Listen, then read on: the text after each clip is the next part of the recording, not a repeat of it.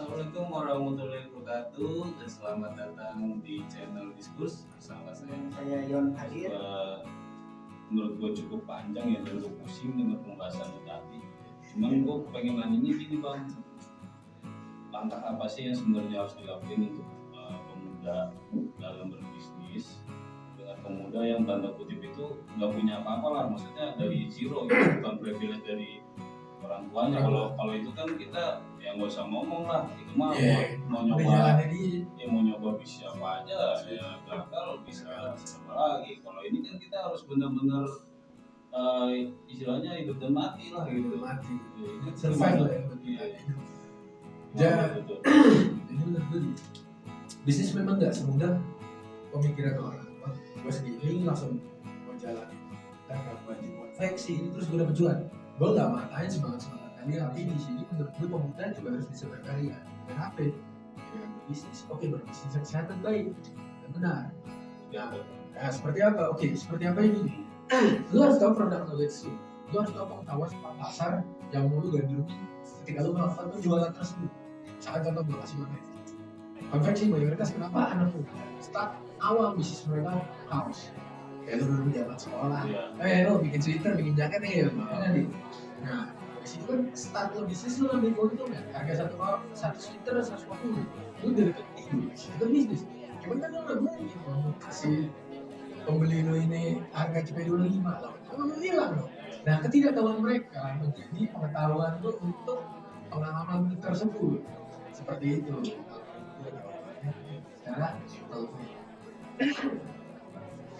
gimana ya menurut lo? Puas ya? Kurang puas sebetulnya. Kita bicara lagi kan pemuda dan bisnis seperti itu. Iya. Tapi di era digital kita ketahui itu bicara tentang bisnis itu udah dikuasai orang-orang dengan privilege. Dari sektor juga seperti itu. Yang gue sangka ini kedepannya anak muda mau bisnis, tapi bisnis apa? Begitu. Karena kan kita tahu ya bisnis makanan, konveksi yang tadi gue bilang itu kan udah diambil oleh buyer orang seperti itu. Tapi dia punya media sendiri. Oke. Jadi bisnis yang belum, yang tadi pertanyaannya bisnis yang memang belum digandrungi ya, ini caranya banyak tuh dasar dari yang lo bisa, yang lo tekunin bisa lo apa di bidang apa. Misalkan tadi lo suka sama brand sepatu, lo cari thrifting, lo cari thrifting store ya, kalau bisa lo punya daya saing dari toko sebelah nih yang barang bekas kayak gitu. Gue sih ini kan jatuhnya kita aja kan. Tapi kan dia dalam bisnis ya. Kalau lu up itu ya rezeki. Kalau down ya itu berarti dari tahu. Itu ya. Ini kebetulan ya harus apa gitu anak muda lo bisnis apa yang tadi gue bilang itu kan berbagai sektor udah diambil alih kan begitu, kuliner, konveksi semua seperti itu. Dan kita lihat kalau orang-orang yang punya privilege itu kan langsung up kan begitu kan itu sebetulnya sebetulnya potensi dari pemuda Indonesia itu banyak pasti gini. Kayak kita jual hasil bumi, jual pertanian, kita kemas menjadi sebuah barang produk jadi yang kita nggak mau untuk ekspor deh, kita bisa jual deh ke pasar-pasar tapi dengan packaging lebih baik. Mungkin cost dan lu coba bicara ke petani itu memang agak sulit kalau menurut gue, tapi itu menurut gue jadi salah satu peluang yang baik untuk pemuda-pemuda sekarang. Kita dukung pemerintah juga sih masalah pertanian dan banyak potensi itu di Indonesia. Sedangkan negara kita memang dari dahulu yang terkenal nih pertanian dan perkebunan dan rempah. Cuma kan gini, kalau pertanian, perkebunan ya kan itu kan suatu bisnis yang besar gitu. Selain pertambangan menurut gua itu udah yakin kita susah gitu kan untuk menembus itu kan, itu kan udah ranahnya organisasi lah gitu kan. Iya, apalagi sektor pertanian atau perkebunan lah yang tadi itu kan. Menurut gue itu sulit gitu. Jadi untuk pemuda yang masih awam itu mungkin dengan modal yang seberapa itu harus kayak gimana gitu di sektor pertanian yang Di sektor pertanian. ya contohnya lah gitu. Contohnya gini, misalkan petani singkong, kita tinggal di Jakarta lah ya. Singkong yang mana? Nah, singkong yang mana nih? Singkong karet. Singkong karet. Jadi singkong yang bisa dikonsumsi terutama. Ya gue nggak paham varietas jenisnya itu, mungkin ditanya Iya. lebih ahli. Tapi kalau lu bilang misalnya petani singkong dari Bogor, dijual per hari hidup lah, kalau harga 3.000 per kilo asumsi ya. Ya lu bisa di situ lu bersihin dulu tak pasirnya, lu jadi ide kreatif lu sendiri dengan barang tadi, singkongnya udah bersih, bisa lu jual dengan nilai lebih. Itu baru misalkan lu cuci, bersihin. Jadi singkong itu juga teramat. Oke, singkong kalau cuci cepet busuk. Mungkin kita bisa bersihin dengan sikat. Nah itu, nah dari situ kan distribusiannya nanti ke penjual itu lebih ada daya nilai jualnya bro. Jadi itu jual contoh lah singkong tadi ya kan atau mungkin yang lain. Kalau bisa itu udah diolah gitu dalam produk mentah atau gimana nih? Dari produk mentah bisa, dari produk yang sudah diolah bisa. Itu bisa terjadi. Soalnya kan karena kalau dari produk mentah kan kita udah kalah dari tengkulak ya kan. Nah di sini harganya masalah gini, kalau kita udah bersihin lah, udah segala macam lah, ujung-ujungnya harganya lebih bersaing, lebih kuat di tengkulak gitu. Orang udah pasti enggaknya harganya itu gimana? itu kita harus merubah mindset kita pelan. Kita cari kita jadi pelan. Paham ya? Harus kita samain Kita rentai dengan tengkulak. Rata-rata harga tengkulak ya samain. Gimana cara bermain tengkulak itu menjadi diri kita? Nah itu kan kita pasti dia juga ngomong aja bro. Dia nggak punya duit, awal mulai tengkulak nggak punya duit. Kayak broker kayak calo, gue terbukanya di calo tengkulak. Dia cuman lu punya barang 1 ton singkong di Bogor nih, carinya jangan gitu Sukabumi. Oh ada 1 ton nih, harga berapa? 3 juta misalnya 1 ton. Nah lu bisa upgrade nilai itu, lu coba hitung karbo, lu hitung semuanya, naikin nilai tadi, lu punya profit sendiri. Dan lu jadi tengkulak. Dan lu bisa nggak jaga kepercayaan petani ini? Nah petani ini kan biasanya mayoritas minta dibayar cash nih sama lu nih. Nah gimana caranya lu nggak punya modal, lu nggak ada privilege, lu coba ngomong dia, Pak, itu kepercayaan lu. Gimana cara lu proses delegasi sama lobby ke si petani tersebut supaya ada nilai lebih yang bisa lu ambil dari nilai dasar pokok petani ini jual 3.000 rupiah. Nyampe pasar, lu buka market sendiri. Menurut gue, lu buka pasar bang, susah bang, pas lu nontonin pertanyaan itu. Kan gue bukan di bidang itu bang. Ntar gue disantet bang, ntar gue diapain ya? Karena di bayangan gue gini, yang namanya tengkulak itu biasanya pemain lama ya. Tapi kita generasi kita main baru di situ, kita ya ngelobi si petani. Ini kan pasti bagi dia itu ada sebuah ancaman. Pasti. Nah, apakah dia itu bisa jadi apakah dia itu melakukan cara ya tahu sendiri lah cara sana kan apa aja mengalokasi cara itu gimana gitu? Apakah kita percaya dengan hukum yang sekarang aja gitu atau gimana gitu? Ya. Dulu, baterai gua habis. Dulu, santai, karena. Ini dia. Iya, tahu lu. Tadi kan terakhir kan lu yang ngejelasin tuh. Lu jelasin gua nggak perlu nanya lagi kan tadi pembahasan singkong. Pembahasan singkong. Nah, terus gimana nih kan? Kan kita pasti akan bergesekan nih sama tengkulak. Apakah segampang kita berdelegasi? Apakah nanti nggak ada rintangan-rintangan yang bisa mengancam bisnis ataupun bahkan nyawa kita itu? Oke. Itu gue nanya lagi apa lu langsung jawab nih? Ya kan tadi lu udah nanya tuh gitu. Ya kan gue tinggal jawab sekarang. Nah, baru gue masukin ke trading. Oke. Berarti lu ya oke. Tuh, wait. Saya. Kamu. Ya, lu kan. Cek 1, 2, 3. Oke, yuk. Yuk. Ya, Bang. Oh gue ya? Iya. Lu bang, kata lu bang. Lu? Oh, good. Oke. Jadi gini, tadi untuk masalah trading singkong, ya menurut gue pemuda itu harus ada keberanian, tapi juga jangan bodoh untuk gimana cara menanggapi pasar untuk masalah tengkulak tadi. Ya kita juga harus bersaing secara sehat dengan kompetisi yang secara sehat. Jadi gini gue balikin, kalau yang bisnis gue jalanin ini trading secara real. Maksudnya kan ada trading forex, ada trading falas, ada trading juga di bidang stok atau saham kan seperti itu. Nah gue di sini melakukan trading itu trading real. Misalkan contoh seperti ini, gue melakukan trading batu bara yang dijual per MT di Gar 42 itu $57. Nah harga itu apa tuh per maksudnya? metric ton. Per metric ton itu batu bara itu dijual per metric ton. Ya. Per metric ton ini berarti 1 ton. 1 ton. Nah minimal order itu 10.000 ton. 10.000 ton ini kita harus bayar cash ke penambang. Seperti itu. Jadi nanti perusahaan gue tuh menjual kembali ke perusahaan penerima atau pembeli. Nah disitulah gue bertindak sebagai trader. Iya, untuk trading cukup menarik tuh bang. Ya. Kita bicara lagi nih Oke. penanaman saham tuh. Oke. Untuk ibaratnya ke depan sahamnya itu bagus dilihat itu kita nanamnya di mana? Oh kalau untuk masalah tanam saham ya kita konteksnya ke kalau menurut gua untuk penanaman saham saran gua ke sektorial. Sektorial itu bisa dijelasin mungkin dengan aset, properti atau dengan emas atau dengan lu menyimpan uang lu di bank untuk lu coba beli produk di bank tersebut.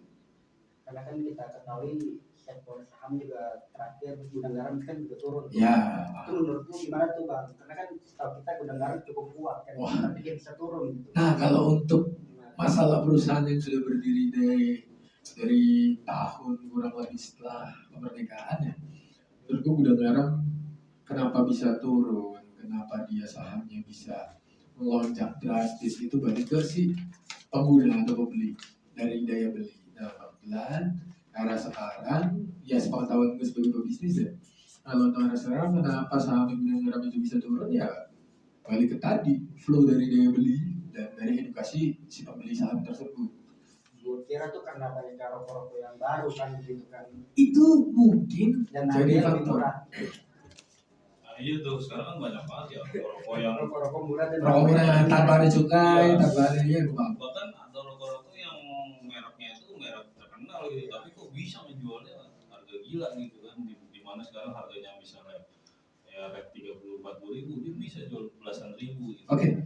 Kalau menurut gue sebagai kacamata pebisnis dengan rate rokok harga 30-40 menurut gue itu nopang untuk divisi negara ya.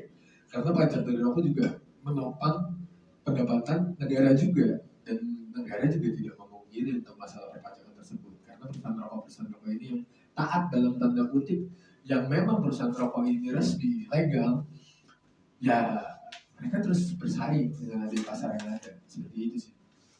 Ya artinya kalau sebenarnya kan gini kalau yang gua tahu nih bang ya sebagai kacamata orang awam nih ya, gua kan ngelihat yang ngejual rokok murah itu ya nggak tahu lo murah atau enggak gitu kan. Ya justru produsen-produsen itu sendiri gitu ya apakah ini bentuk persaingan dia di tengah banyak rokok-rokok juga yang membanding harga apakah ini juga dia membanding kualitas gitu.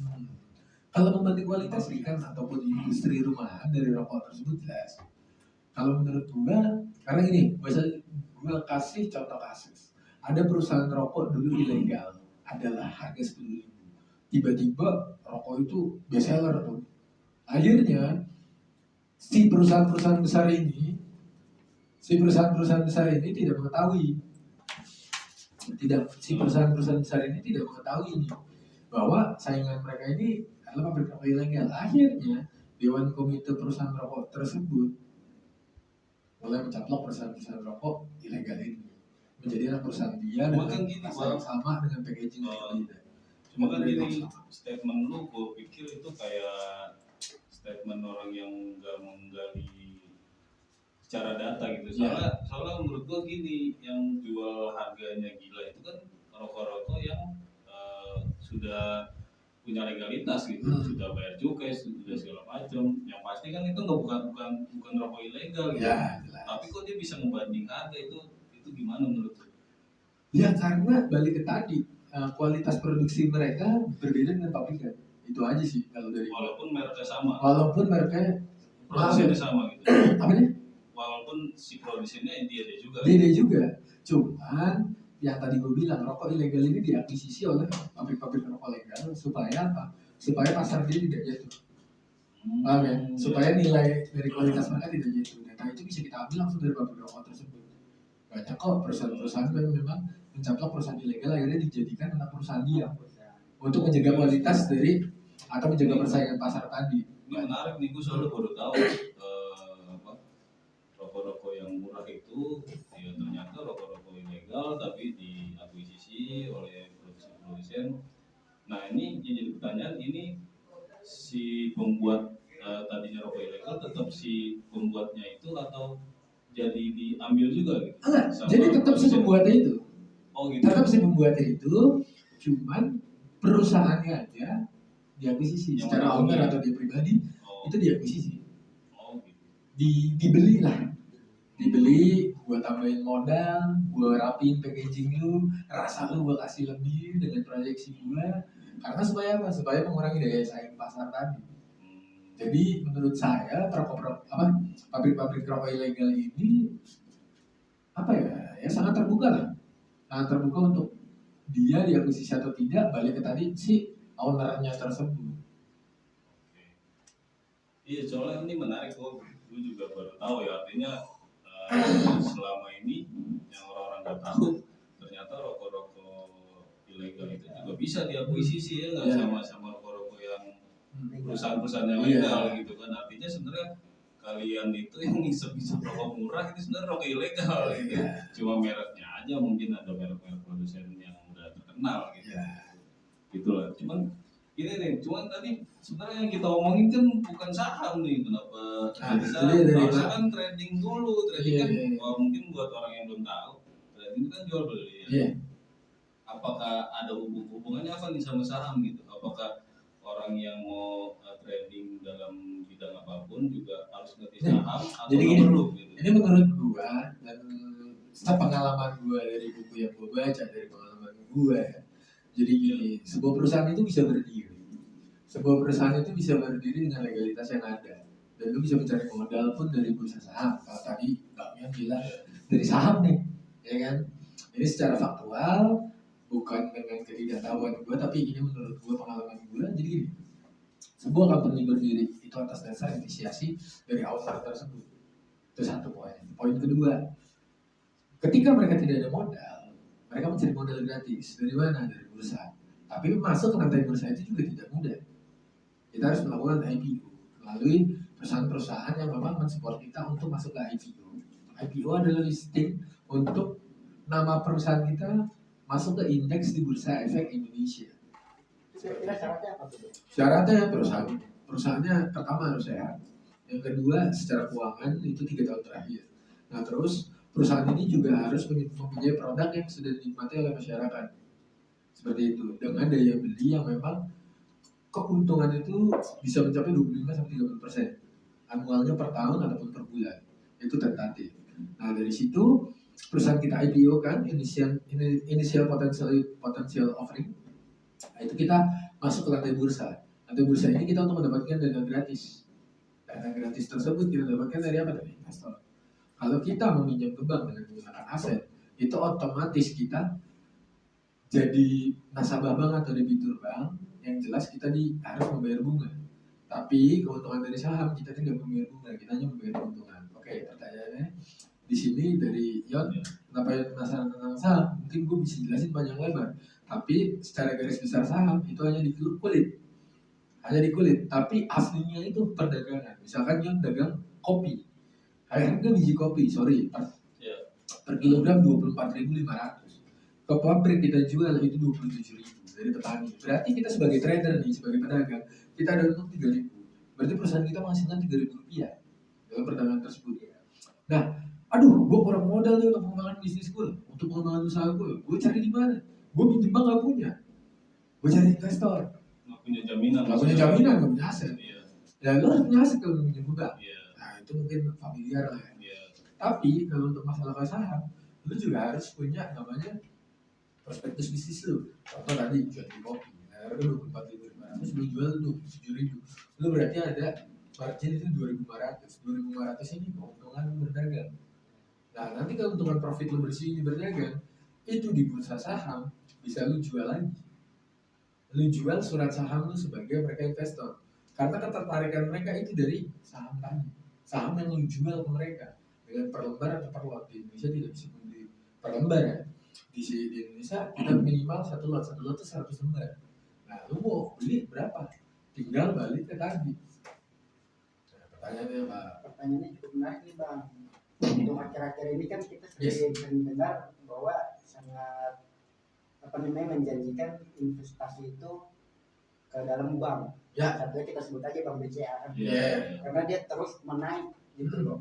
Jadi gimana tuh Bang? Nah, kalau menurut gue namanya perbankan, apalagi yang udah masuk grade A ya. Misalkan contoh, Bang, kita sebut grade lah BCA, BRI, Mandiri. Di sini saya tidak membantu atau menjual karena kestabilan dari aset yang mereka miliki, dari kolektif aset dari nasabah mereka itu menjadi kestabilan aset mereka. Mereka pun per tahun harus mengeluarkan kredit kepada masyarakat. Nah, ini panjang lagi loh tentang perbankan. Nah, itu bisa kita bahas juga nanti dengan sumber-sumber yang ada. Nah, tapi dari pertanyaan lu dengan jawaban gua yang bisa gua wakilin, kenapa tadi lu sebut brand bank itu ya? Bank itu pertumbuhannya sangat bagus karena apa? Dia satu, servisnya bagus. Dari servis, berarti kan bank itu menjual jasa kan pada dasarnya. Servis dia bagus, otomatis saham mereka bagus. Karena apa? Ketepatan informasi dari masalah informasi kita ditangani oleh customer service. Saya tidak mau mendiskreditkan ataupun menjatuhkan orang lain, tapi memang bank yang masih disebutkan tadi ya mempunyai kualitas yang baik, tapi tidak dengan bank-bank yang masih tanda kutip swasta gitu.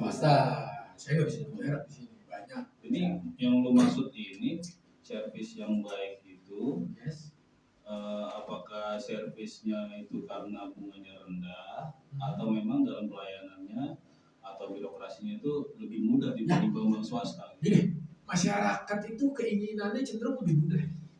Nah, mudah apanya nih? Mudah dalam pelayanannya, contoh perkreditannya. Pinjaman ya tadi yang bilang kalau saya bilang perkreditan pelayanannya prima, aman. Dia juga menjaga ke nasabah tersebut, ya tidak benar. Bank itu akan grow terus. Karena apa? Dari jasa servis, dari kritikan customer mereka terima dengan baik, otomatis mereka grow. Nah, mereka cari konklusinya atau solusinya yang tepat untuk penggunaan dasar-dasar tadi, dasar-dasar pelayanan, servis yang terima kritikan dari nasabah. Oh, jadi menurut lo, yang gue tangkap ya, jadi menurut lo bunga ini sebenarnya nomor 2 lah ya. Nomor pertama itu sebenarnya servisnya dulu dalam bidang pelayanan, menjanjikan sekian. Itu yang paling utama untuk urusan bunga. Walaupun swasta bisa lebih rendah, bisa lebih kompetitif, itu nggak jadi pilihan masyarakat. Nggak jadi pilihan awam pada umumnya. Ya kan tadi balik lagi ya ke bank ya.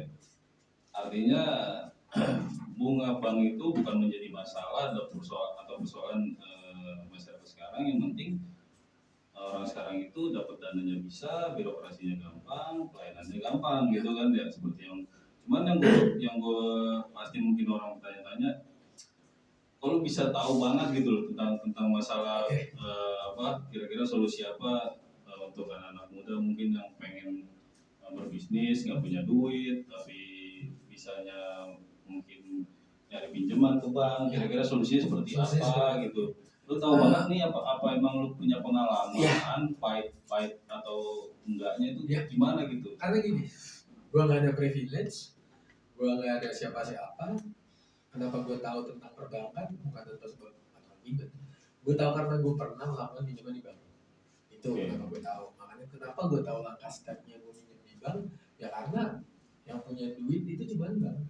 Gua nggak bisa minta ke orang tua gua nggak bisa minta ke kiri kanan gua nggak bisa minta ke. Tapi sesuai pengalaman lu kan tadi lu selalu meng-highlight nih kalau bank-bank yang imbara ini, bank-bank pemerintah ini yang lebih baik servisnya. Cuma kan gue yakin di luar sana ada yang merasa bank swasta itu jauh lebih baik dan lebih kompetitif. Itu apakah ini lu di endorse apa emang itu sesuai pengalaman lu dan lu ngerasain nyari pinjaman di bank pemerintah itu lebih mudah gitu? Ya, di sini gua nggak ada endorse apapun dari bank government ya atau bank-bank besar, nggak ada. Jadi kenapa kemudahan? Karena keraksasaan mereka, kebesaran mereka. Karena kebesaran mereka itu menjadi tanda kutip makin mempermudah kita. kita dengan banyaknya varian produk untuk nasabah. Karena gue pernah menjadi nasabah, ya di situ gue pernah mengalaminya semua untuk masalah perhitungan, untuk masalah pinjaman, untuk masalah persyaratan. Kenapa gue bilang ya, jangan pernah takut akan bank. Ini saran dari. Kenapa gue bilang bank itu harus berteman. Kita harus berteman dengan bank, ya karena takut. Ya kalau lu tidak bisa membayar, berarti lu tidak bisa bertanggung jawab akan utang. Jadi sebenarnya jangan salahin Bank tersebut ketika menagih kita. Ya. Mungkin dengan cara yang tadinya mungkin secara persuasif, lama-lama jadi gayanya yang apa? Cowboy. Iya, cara cowboy, nyewa segala macem. Ya berarti kan itu kesalahan di nasabah. Salahnya di nasabah. Kesalahan di nasabah bukan di perbankan tersebut. Perbankan punya SOP dari penagihan. Cuma kan gini, ada yang banyak ya kita lihatlah fakta di lapangannya, penagihan itu justru yang nggak manusiawi, yang justru di luar SOP itu sendiri. Itu gimana itu tanggapannya? Karena kan orang kan banyak takut untuk minjem karena sesuai pengalaman teman-temannya begitu, ya kan, adanya perampasan atau bahkan penganiayaan dari kolektor. Itu gimana tuh Bang cara kita menanggapi? Iya. Jadi menurut gue gini, keteraturan pembayaran dalam sebuah bayaran atau iuran selama sebulan kita harus tepati. Ya kalau lo nggak mau terima risiko itu, ya lo nggak usah melakukan risiko tersebut. Itu udah hukumnya. Dan di sini gue jelaskan juga. Di sini gue balikin ke peminjaman modal. Sekira bisnis lo belum mampu untuk melakukan pinjaman, ngapain lo lakukan pinjaman? Kalau lo masih bisa berdikari. Tapi kan ini untuk ngebangun atau mengembangkan sebuah bisnis lo. Nah, lo harus bertanggung jawab akan keuntungan lo sekian yang untuk cicilan bank tadi.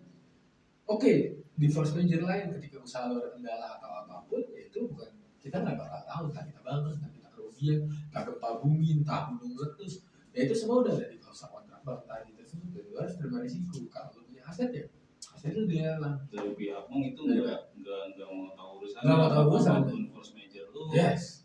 Itu ya tanggung jawab tetap tanggung jawab gitu ya. Pasti gitu di situ. Soalnya kan sekarang banyak ya bank-bank itu kan udah menjamur, bahkan bank yang non bank apa sih kita nyebutnya tuh ya, kayak pinjaman online gitu segala macam. Orang kan banyak yang terjerat di situ karena ya banyak juga ada yang minjemnya karena mungkin konsumtif, tapi ada juga yang karena usaha. Ya itu gimana tuh Bang tanggapannya? Apakah kita harusnya bertanggung jawab dengan tanggung jawab yang sama? Karena kan ada juga yang bunganya itu cenderung lebih bahaya di pinjaman online ini Bang. Apakah di sini salah hukumnya yang terlalu membiarkan menerapkan bunga-bunga itu yang nggak masuk akal gitu dibanding bank? Apakah atau kita aja tetap yang selalu ngikutin aturan gitu? Kalau menurut gue, sebuah resiko yang mau ambil gue balikin tadi itu ada di lu. Tetap ada di lu. Ketika lu mencet tombol oke, gue ngelakuin pinjaman online, berarti lu tahu resikonya. Nah terus kenapa lu teriak? Karena lu udah tahu resikonya. Kalau lu bisa ngatasin resikonya, oke, lu bisa fight dengan iuran, dengan bunga segitu, lu responsibility dengan bunga yang terima. Apapun itu ya, karena SOP-nya sudah begitu. Karena kan kita lihat banyak orang yang sampai bahkan sampai bunuh diri segala macam karena memang tindakan yang di luar SOP. Itu apakah dari tadi kan lu kan selalu menganggap bahwa itu semuanya salah di konsumen. Cuma kan ada nih yang beberapa orang nggak setuju karena dari penagihan itu di luar SOP yang bikin orangnya itu trauma. Padahal dia sebenarnya mungkin bisa atau niat mau membayar gitu. Memang dia tidak tepat waktu. Ya balik tadi. Ya kenapa di situ lembaga negara kita, OJK, otoritas jasa keuangan tersebut melakukan penertiban kepada pinjaman-pinjaman online ilegal. Ya dari situlah karena penagihan itu tidak masuk akal dan lain-lain tersebut. Yang udah disebutin tadi. Ya kalau menurut gue, ya balik tadi. Mereka dengan himpitan ekonomi yang sulit tidak dikembangkan untuk bisnis dengan konsumtif dan mereka tiba-tiba dipecat ataupun mereka tiba-tiba putus kontrak dari pekerjaannya dan mereka tidak bisa mencicil dengan gaya hidup mereka yang tinggi dengan konsumtif. Ya udah itu risiko mereka karena mereka tidak belajar risiko tersebut. Mereka tidak mempelajari dirinya untuk melakukan pinjaman. Oh gue pinjam segini dengan retensi segini, tiba-tiba perusahaan gue bangun. Mereka tidak ada edukasi seperti itu. Makanya minim sekali ini pesan saya, minim sekali pendidikan soal keuangan. Karena penting menurut saya keuangan. Keuangan itu nggak cuma dari akademisi. Kita pun bisa belajar dari hal yang sepele. paham ya? Dalam eksperimen misalkan ada punishment dan lain untuk diri kita sendiri. Oh kita melakukan ini kita dari reward ya. Kita punishment diri kita supaya kita tidak mengeluarkan uang seberlebihan seperti itu. Ya sebenarnya mungkin di luaran sana ya kalau dengerin diskursus ini mungkin masih banyak bingungnya ya, tapi ada juga ya orang mungkin paham gitu diskusi ini ya. Jadi kesimpulannya kan Ya kesimpulannya gimana? dari awal kita bicarakan tentang pemuda, seperti itu. Ya, Pemuda lalu lari kepada privilege kan gitu, anak muda yang mau upgrade tapi dia kalah. Dengan cara Lalu bisnis. kita bicara tentang pertanian juga, sinkron kan gitu, dan bank gitu. Pada intinya sih poinnya adalah ya cuma dua modalnya, tekad dan doa kan seperti itu. Pada intinya seperti itu aja sih. Dan ya saya harap sih anak-anak muda sana ya jangan terima seluruhnya gitu kan, karena kita berbeda juga. Ambil positifnya, buang negatifnya. Saya banyak negatif ya. Ya kayak pesan moralnya sih banyak. Moral yang baik dan buruk juga ada gitu ya, tergantung bagaimana kita cara memilihnya. Apa sih? Coba lu mungkin ada quote yang bisa Ya, nutup. quote-nya Gue ya. juga udah pusing. Makanya kalau bicara masalah bisnis juga bingung juga kan seperti itu kan. Ya pada intinya ya cuma dua tadi yang bisa kita harapkan, tekad dan doa. Tekad dan doa ya, dua itu ya. Ya, mungkin nanti kita akan kembali pada segmen tertentu dengan tema-tema radikal lainnya. Iya. Itu aja sih Pak Fadil. Ada quote mungkin. Berarti itu Itu ya. tekad dan doa. Tekad dan doa. Ya Privilege. udahlah kalau gitu kita tutup aja lah kajian majelis ini. Mungkin kita akan ketemu di next video. Jangan lupa subscribe, like dan komen. Kalau nggak suka boleh dislike, kalau suka boleh like. Kita kembali ke video selanjutnya. Thank you. Terima kasih.